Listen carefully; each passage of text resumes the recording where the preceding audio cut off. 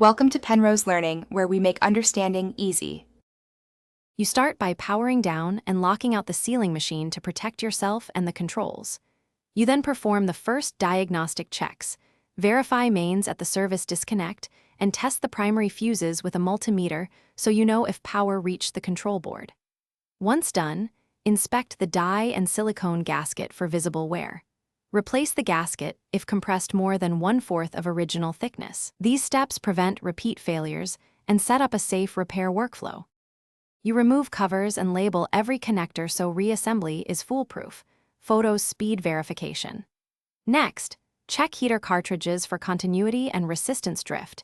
If resistance changed more than 20%, replace the cartridge, because uneven heat causes weak seals.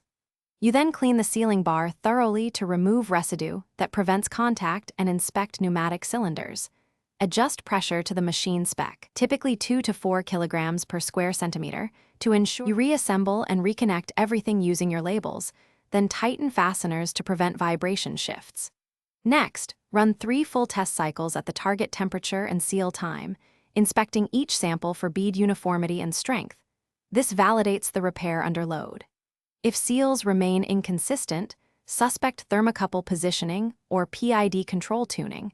Misplaced sensors read wrong temps and cause oscillation. A quick troubleshooting tip: when seals vary, confirm the thermocouple sits within 2 millimeters of the heater surface before further replacement.